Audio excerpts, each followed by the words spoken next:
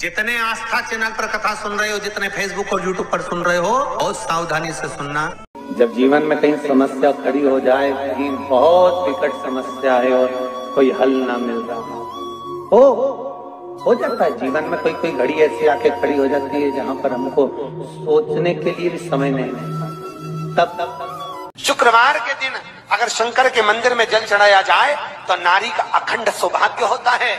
शिव महापुराण की इस पवित्र कथा में आप लोगों से कहना चाहेंगे, कार्तिक महीने का एक नियम बना लो आप भी, कि घर में जो दिया होता है वो दीपक भी कोई साधारण नहीं होता।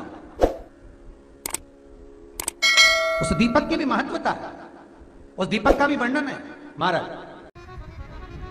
एक बात और बहुत अच्छे से सुनिएगा, शायद आपकी जिंदगी को सवार हो, शायद आपके जीवन को सवार हो।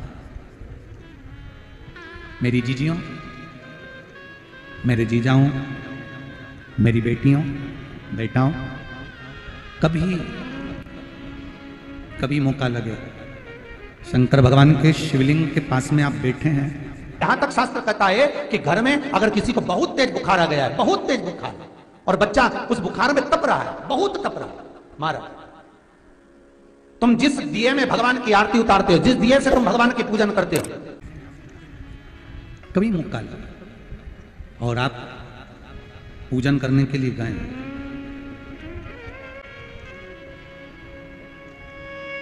कभी पूजन करने के लिए, और आपको शंकर भगवान के शिवलिंग के पास में या शंकर भगवान के शिवलिंग के ऊपर कनेर का अगर पीला फूल देखा है ना आप लोगों ने, अरे बोलो तो जम के, देखा है? कनेर का यदि पीला फूल शिवलिंग के आसपास में या शंकर भगवान के ऊपर कहीं रखा हुआ भी दिख जाए, विषम परिस्थिति हो, बहुत हिम्मत ना हारते हुए, तभी भगवान अकेले में एकांत में आप पहुंचे उनके पूजन के लिए, कनेर का पुष्प वहां रखा है, चाहे वो जलाधारी पर रखा हो, चाहे वो शिवलिंग के पास में रखा हो, शिवलिंग पर रखा हो, उस कनेर के पुष्प को अगर आप 5 जगह का स्पर्श कराकर अपने हृदय की बात कहकर वापिस महादेव को समर्पित कर देते हो, तो भी मेरा महादेव तुम्हारे दुख का निवारण कर देगा। अब वो 5 स्थान, वो 5 स्थान, पहला गणेश जी का जो स्थान होता है वह जगह, दूसरा षडानंद कार्तिक, तीसरा अशोक सुंदरी वाला स्थान, चौथा जलाधारी जो ऊपर से बूंद बूंद जल नीचे गिरा रही है, जया, विषहरा, शामली बारी, दौतली, देव, शंकर जी की 5 बेटियों का, और 5वें नंबर का है शंकर भगवान के, जो कैसे वर्णन किया जाए, त्रिशूल के 3 भाग होते हैं। करें दर्शन आप लोगों ने, ये से सामने त्रिशूल लगा है, इस त्रिशूल के ऊपर देखेंगे तो 3 भाग दिख रहे हैं, नजर आ रहे हैं सबको? त्रिशूल का जो 3 भाग होता है, उस 3 भाग का जहां ज्वाइंट होता है, जहां मिलता है, एक जगह पर देखो तीनों भाग एक जगह पर मिले हुए, 3 भाग का जहां मिलन होता है, 5वां स्थान, ये 5वां स्थान, यहां पर स्पर्श कराकर शिवलिंग पर अपनी कामना कर श्री शिवाय नमस्तुभ्यम कहकर, बाबा से अपने मन की बात कहकर जो समर्पित कर देता है, हम 3 महीना भी नहीं कहेंगे, हम तो कहेंगे अगर ज्यादा दुख है 3 दिन इंतजार करना, मेरा बाबा उस दुख को मिटाएगा। 3 महीना बहुत दूर, पर करना है दिल से। और कई तरह के दीपक होते हैं, दीपक का भी विधान वर्णन किया गया, उस दिए का भी वर्णन किया गया। यहां तक शास्त्र कहता है कि घर में अगर किसी को बहुत तेज बुखार आ गया है, बहुत तेज बुखार, और बच्चा उस बुखार में तप रहा है, बहुत तप रहा है, महाराज तुम जिस दिए में भगवान की आरती उतारते हो, जिस दिए से तुम भगवान की पूजन करते हो, उस दिए की बत्ती को नीचे डाल दीजिए और उस दिए को पानी की बाल्टी में धो दीजिए। कौन सी बाल्टी में? जिस बाल्टी के पानी से आप बच्चे को स्नान करा सको। केवल भगवान पर से ले जाकर, पास में से ले जाकर उस बाल्टी में थोड़ी देर डाल दो और उस बाल्टी के पानी से उस बच्चे को स्नान करा दीजिए। 15 से 20 मिनट, आधा घंटा लगेगा बच्चे का। बड़ी बेचैन दिख रही हो तुम, क्या बात है? पार्वती जी कहती है, देवव्रत, काश्मीर प्रदेश का एक भक्त देवव्रत बेलपत्री के वृक्ष के नीचे बैठकर आपका मंत्र जाप कर रहा। मैं आपको जगाना नहीं चाहती थी, पर बेलपत्री के वृक्ष के नीचे लक्ष्मी झाड़ू लगाती है, सरस्वती वीणा बजाती है, इंद्राणी उस बेलपत्री के वृक्ष के नीचे जल का सिंचन करती है, 33 कोटि देवी देवता उस बेलपत्री के वृक्ष की जड़ में विराजमान होते हैं। इसलिए देवव्रत एक बार पंचाक्षर मंत्र बोलता है तो वो 33 करोड़ बार गिना जाता है। ऐसा बेलपत्री का वृक्ष होता है।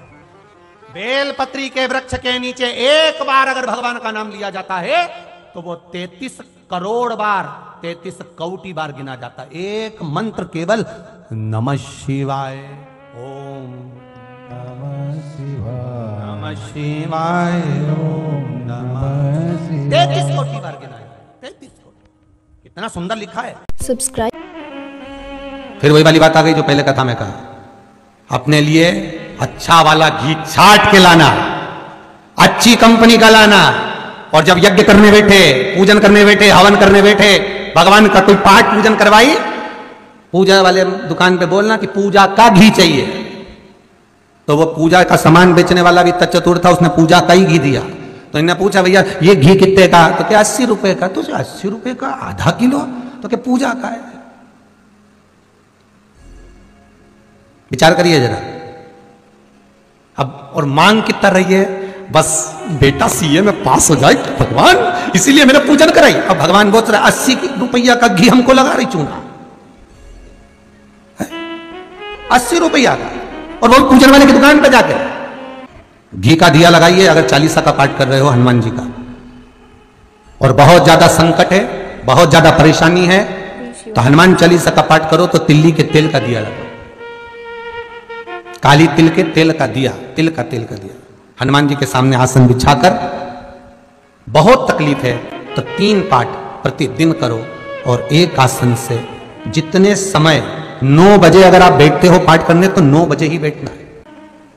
अरे हमारे सीहोर में घड़ी पूजा की दुकान है, हम अब कई परिचित है उनके यहाँ चले जाते हैं। हमने पूछा क्यों तुम्हारे तो सारा अगरबत्ती रखी, धूप बत्ती रखी, दिया बत्ती रखी, सारी रखी, ये घी का पैकेट भी रखा, उसमें नाम भी लिखा है, ये काय का घी असली है भगवान की? अरे गुरु जी कोई असली है? बस घी है, उसमें लिखा है शुद्ध घी। तो इनका शुद्ध घी तो लिखा है, पर ये कितने का है? 65 रुपए का डब्बा है। हमने कितने किलो का? आधा किलो का। हमको वाह, काय के लिए होता है क्या? लोग लेके जाते हैं हवन पूजन के लिए। हमने भी सोचा वाह रे विश्वनाथ वाह, क्या के एक बंगला बना दो भोलेनाथ, क्या के सर्विस लग जाए भोलेनाथ, फिर के बहू का छोरा हो जाए भोलेनाथ। अब भोलेनाथ जी से पूछा ये देते क्यों नहीं? तो भगवान भी बोले बस वो पूजा वाली दुकान का 80 रुपए में काम चला रही है और ढेरों का मांग रही। अब बताओ, तुम सोचो कि भगवान क्यों प्रसन्न नहीं हो रहा। मेरा निवेदन केवल इतना सा है, तुम भगवान को लाखों का मत दो, करोड़ों का मत दो। भगवान कभी आकर नहीं बोलेगा कि मुझे करोड़ों का रुपया देना, भगवान कभी आकर नहीं बोलता कि मुझे लाखों का धन देना, भगवान कभी आकर नहीं कहता कि मुझे आभूषण देना, भगवान कभी आकर नहीं कहता कि मुझे वस्त्र देना। भगवान केवल एक बात कहता है कि तुम अपना दिल देना, अपना मन देना, चित्त वृत्ति देना। तुम अपना मन तो दो।